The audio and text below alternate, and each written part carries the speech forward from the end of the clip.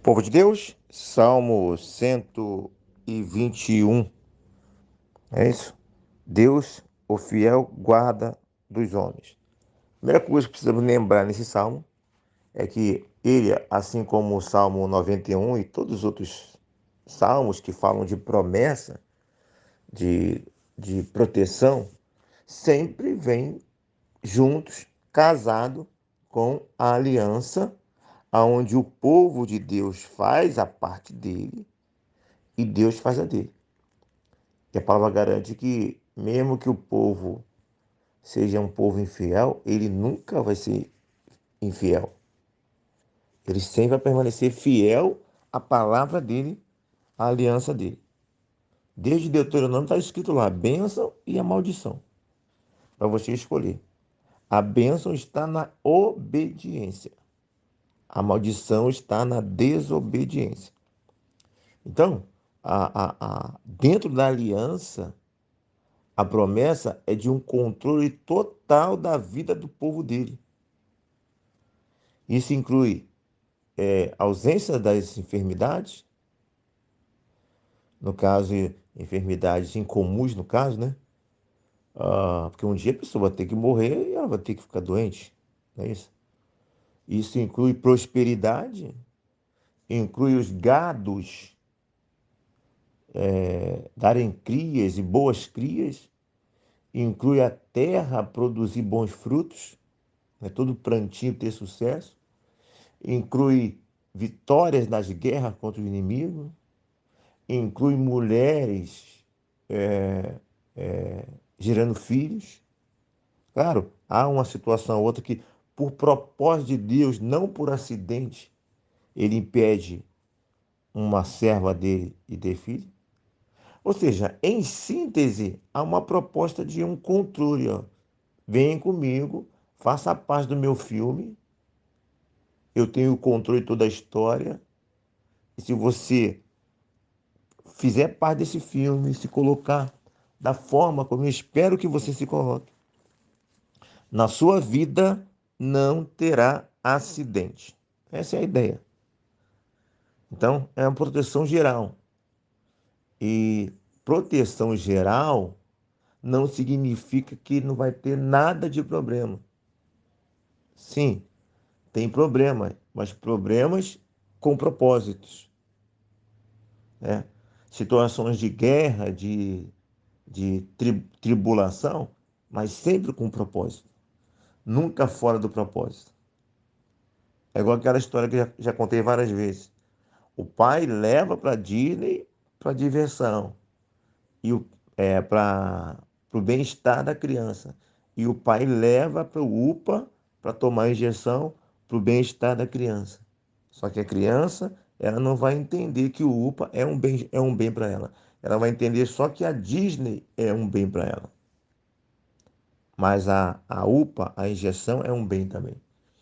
Então tem todo um controle de Deus. A escolha é sua. Então você vai ter proteção geral, você vai ter direcionamento, né? O teu Deus não dorme, quem dorme é você. Você tem necessidade de dormir. Enquanto você está dormindo, você é suscetível a ataques, não é isso? Você pode até dormir e não acordar mais, mas seu Deus nem dorme. Ele não tem como perder a vida, porque ele é a própria vida. É ele que dá, é ele que tira, é ele que domina todas as coisas. Então ele guarda você de todo mal. Que todo mal é esse? Guardará de todo mal acidental, no sentido sem propósito, todo mal do tipo folha seca caindo no chão, todo mal sem controle, entendeu? É esse todo mal. Agora, existem males que para nós, no caso, são males que na verdade são propósitos. E numa ótica espiritual não são males.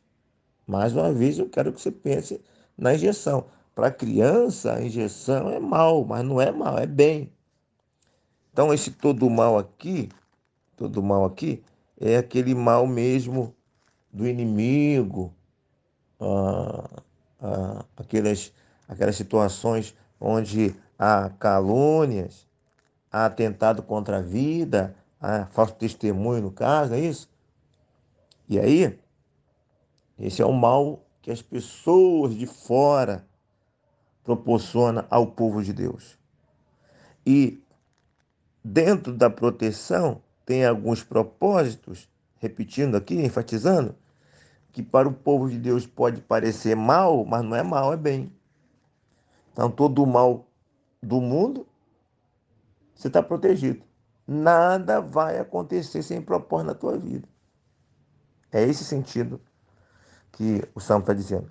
Lembrando que os montes tinham aquela ideia de deuses, né? Então o salmista está dizendo que esses montes, que na cultura lá muitas vezes era visto como Deus, esses montes é o Senhor. E esse Senhor dele criou os céus e a terra, ele criou tudo. Ele é criador.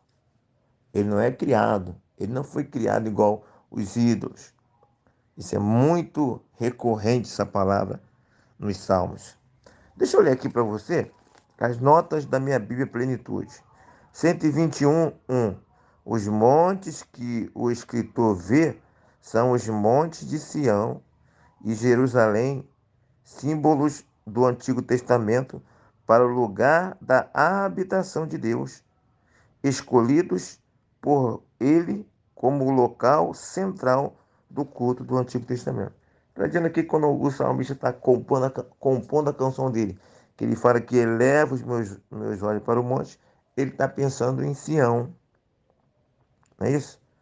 Que é a fortaleza lá que Davi conquistou, e lá foi construído o templo. Então, lá tem vários elevados, né?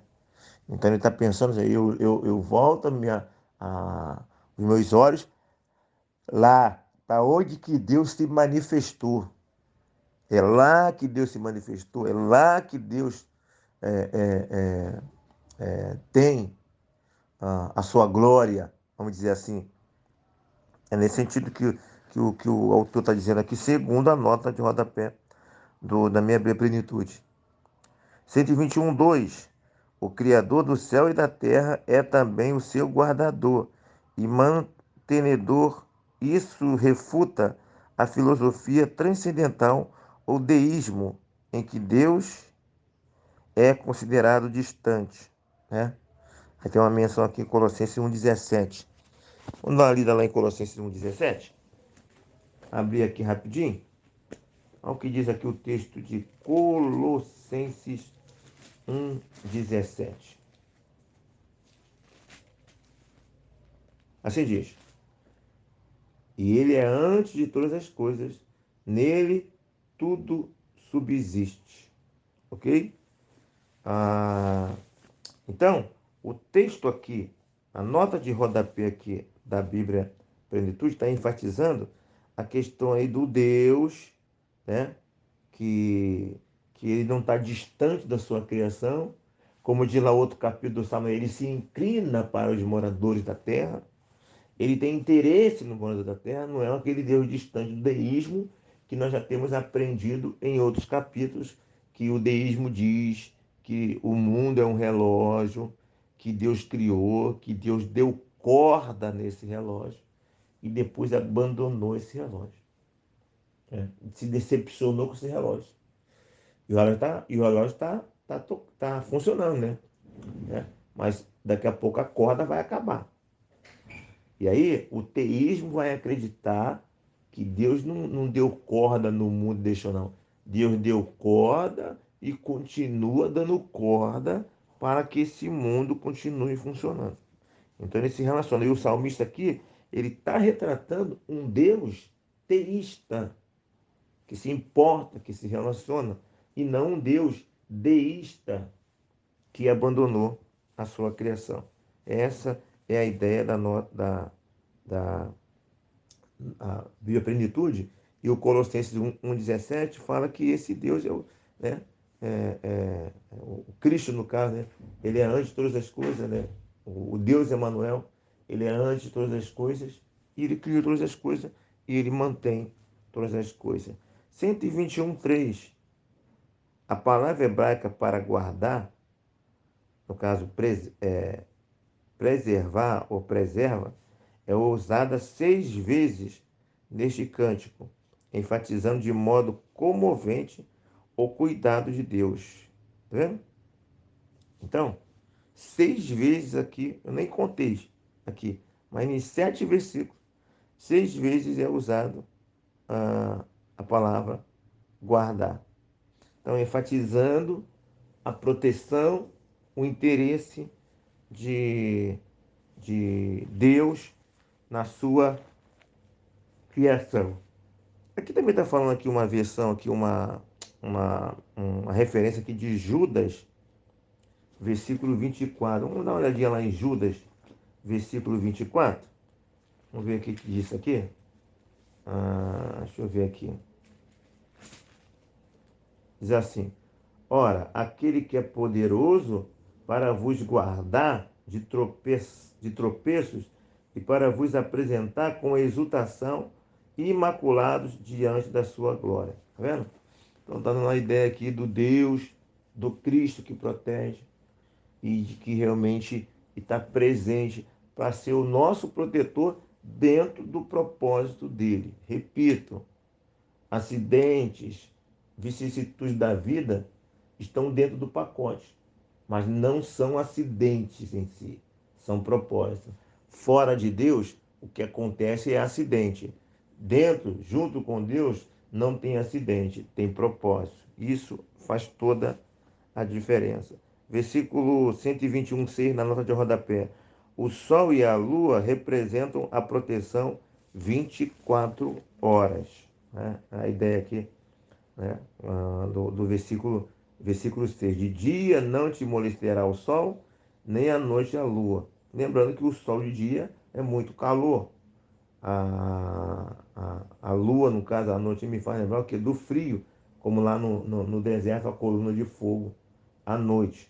Aqui a nota de rodapé está mais ligada, está dando mais referência à questão simbólica da representação do texto, no sentido de 24 horas nós temos a proteção de Deus, porque o sol representa as horas do dia e a noite representa e a lua representa as horas da noite. Ok? Tem mais alguma coisa aqui? 121,7. O santo é preservado não no sentido de que nunca sofrerá adversidade, mas de que vai atravessar a adversidade e sair dela como vencedor. Então aqui ele coloca esse outro aspecto que eu falei, né? Porque o versículo 7 diz: o Senhor te guardará de todo mal, guardará a tua alma. Tá vendo? Então, quando fala guardar, não significa que não vai acontecer. Na nota aqui, mas que você vai sair disso. Você vai passar e vai ser preservado desse caminho de diversidade. Ou seja, tu passa por caminhos de morte, seja morte física, financeira, caminhos que atentam contra a tua vida financeira, caminhos que atentam contra a tua vida, seja lá qual for, mas você passa com o Senhor, vai passar por todos esses caminhos e vai ter vitória. Ou seja, você não deixa de ter esses medos, de ter essas ameaças, mas você passa por ela com o Senhor, Ele te guarda disso. É nesse sentido. Porque normalmente o guardar dá a ideia de não acontecer. Já a minha ênfase é a ênfase de acontecer, mas dentro do propósito de Deus. Haverá propósito de Deus que não vai acontecer nada, você não vai nem passar pelo caminho. E haverá propósito de Deus que você vai passar pelo caminho e passando terá vitória. Ok? 121:8. Né? O Senhor guarda a tua entrada, a tua saída e a tua entrada, desde agora e para sempre. O poder de Deus em guardar permanece até a vinda do Senhor Jesus Cristo. Ou seja, é Deus de agora e para sempre, até que todas as coisas aconteçam, escatologicamente falando, nós teremos a nossa proteção, os servos do Senhor. 121:8, acabou aqui então, e o próximo é o capítulo 122. Aí, um pouco mais do Salmo 121, salmo muito conhecido de todos nós, que muitas vezes é lido só de uma forma como reza, mas na verdade a proposta nunca foi de tê-lo nem ele, nem o 23, nem o 91 como reza, mas sim como prática de vida, nos conduzindo a um caminho de confiança no Senhor e fidelidade a Ele. Pense em todas essas coisas e que Deus nos abençoe.